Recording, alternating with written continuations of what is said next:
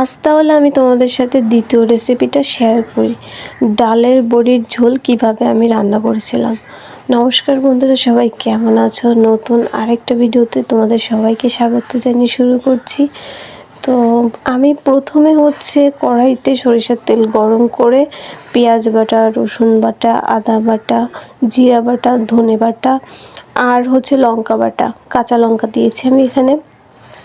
তো এই মশলাগুলো দিয়ে আমি ভালোভাবে একটু সাঁতলিয়ে কষিয়ে তারপর আমি ডালের বড়িগুলো দিয়ে দিয়েছিলাম। তবে এই রেসিপিতে সবজিও অ্যাড করা যায়, আলু বা কচু দিয়েও রান্না করা যায়, কিন্তু আমি এখানে দেইনি, আমি শুধুমাত্র ডালের বড়িগুলো দিয়েই রান্না করেছি। তো যাই হোক, আমি এর ভিতর পরিমাণ মতো জল দিয়ে তারপর লবণ হলুদ অ্যাড করে দিলাম। দেওয়ার পর আমি একটু গুঁড়ো দিলাম, একটু মিষ্টি মিষ্টি হবে এই কারণে আমি গুড় দিলাম। দেওয়ার পর আমি এখানে ঢাকনা দিয়ে কিছুক্ষণ রেখে দেব। ঢাকনা দেওয়ার পর বড়িটা ফুলে ডাবল হয়ে যাবে। তো এখানে একটু বলে রাখি, ঝোলটা যখন একটু পাতলা পাতলা থাকবে তখনই কিন্তু নামিয়ে ফেলতে হবে, কারণ তখন নামিয়ে ফেললে কিন্তু ঝোলটা এমনি আস্তে আস্তে শুকিয়ে যাবে, কমে আসবে।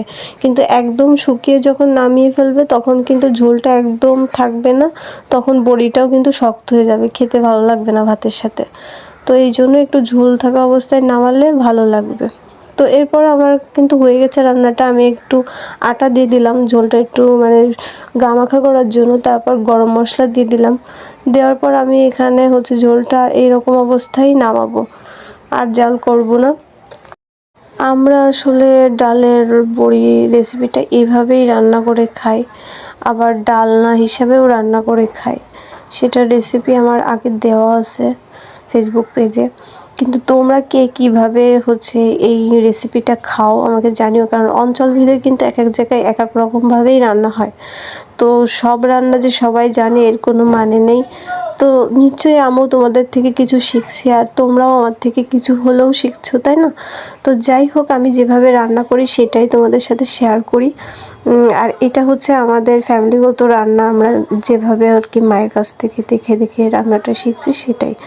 তো যাই হোক, আজকে এই পর্যন্তই। সবাই ভালো থেকো, সুস্থ থেকো, টাটা।